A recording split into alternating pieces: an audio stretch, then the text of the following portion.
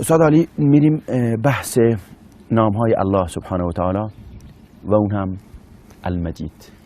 بفرمایید. به نام الله که بسیار مهربان است و بسیار مهربان. من هم خدمت شما اساتید محترم و تمام بینندگان عزیز و گرامی شبکه جهانی کلمه عرض سلام و ادب دارم. اسم مجید در قرآن دو بار برای الله بکار رفته. مجید از ریشه مجد یعنی عظمت و بزرگی. مثلا عرب ها میگویند وقتی که شتری در چراگاهی قرار میدهند میگه مجدت الابل، یعنی این شتر در یک چراگاهی قرار میگیرد که دیگه هر چی دلش میخواد توش هست، خیالش راحته. در نهایت مجد به معنای عظمت و وسعت هست. عظمت در چی؟ در تمام صفاتش الله دارای عظمت است.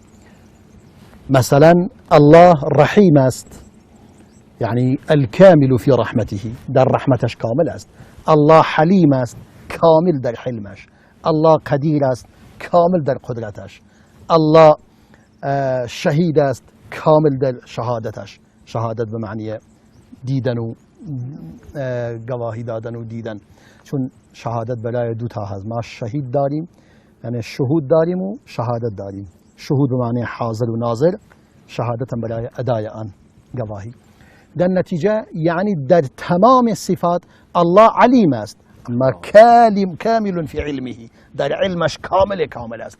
پس در واقع مجید به معنی یعنی وسعت اسماء پروردگار و عظمت پروردگار. المجید مثلا هنگامی که پروردگار در سوره هود برای ما بیان می کند در مورد همسر ابراهیم خلیل علیه السلام، هنگامی که ملائک مژده می دهند به همسرش که خداوند متعال فرزندی به تو می دهد، اون هم تعجب می کند، میگه فصکت وجهها، و چهره خودش می زند و قالت عجوز عقیم، من که پیرزن هستم، نازا هستم، مگر میشه بچه دار بشم؟ بعدا میگویند اتعجبین من امر الله رحمت الله و برکاته علیکم اهل البیت انه حمید مجید. ماشاءالله. میگه آیا تعجب میکنید از امر خدا؟ آیا تعجب میکنی؟ به یک نفر میگوید، به یک زن، تعجب میکنید از امر خدا؟ رحمت و برکت خدا بر شما باد ای اهل بیت ابراهیم. در اینجا اهل بیت ابراهیم یک زن نازاست، یک پیرزن نازا به آن گفته رحمت الله علیکم به ضمیر جمع مذکر مخاطب. حالا اخیر این روافض مسکین این البته میدونند، اما میخوان برای عوام فریبی. میگه این آیه که مثلا در مورد فضیلت اهل بیت وارد شده که میگه یرید الله لیذهب عنکم الرجس اهل البیت و یطهرکم تطهیرا، این کم چون در اینجا برای جمع مذکر مخاطب اومده، یعنی برای مردان اومده، در نتیجه این اصلا زنان رسول خدا صلی الله علیه و سلم مورد نظر نیستند. در اینجا جواب این است، میگیم با توجه به کلمه اهل، لفظ اهل اسم جمع است. اسم جمع یعنی مفرد ندارد، ولی چون اهل دلالت بر جمع می کند به همین خاطر کم را گفته. و شاهد واضح ترش همین آیه که می فرماید به یک پیرزن تنها میگوید رحمت الله و برکاته علیکم اهل البیت. اتعجبین اول صیغه مفرده مؤنثه مخاطبه، اولا مورد خطاب قرار می دهد. آیا تعجب می کنید؟ رحمت خدا و برکت خدا بر شما باد ای اهل بیت ابراهیم خلیل. ماشاءالله. انه حمید مجید. چرا؟ زیرا الله حمید است، بسیار ستوده و عظیم است، ستوده و مجیدم هست، دارای مجد و عظمت و وسعت در تمام اسماء و صفاتش. و از نتیجه عظمت او و وسعت اسماء و صفاتش است که این بچه را در سن و سال پیری که خودت پیرزن نازایی هستید و شوهرت پیرمرد نازایی است، پروردگار به شما بچه میدهد.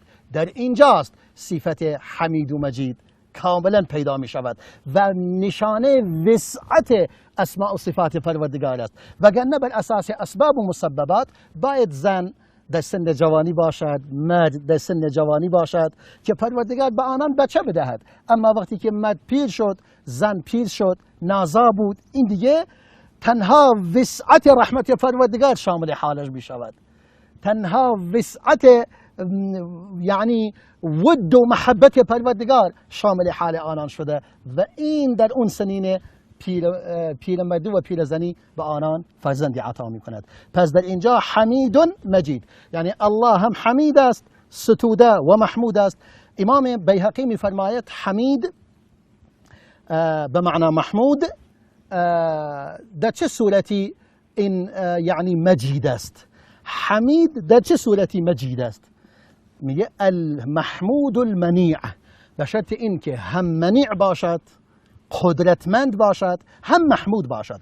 آخر کسی ممکن است منیع باشد، ظالم و استمکار و قدرتمند، اما محمود نیست، کسی او را هم نمی کند چون لیاقت ندارد. اما الله پروردگار هم حمید است، یعنی محمود منیع است، یعنی قدرتمندی است، شکست ناپذیر، در عین حال در نهایت محبت و ستودگی و دوست داشتنی. الله اکبر.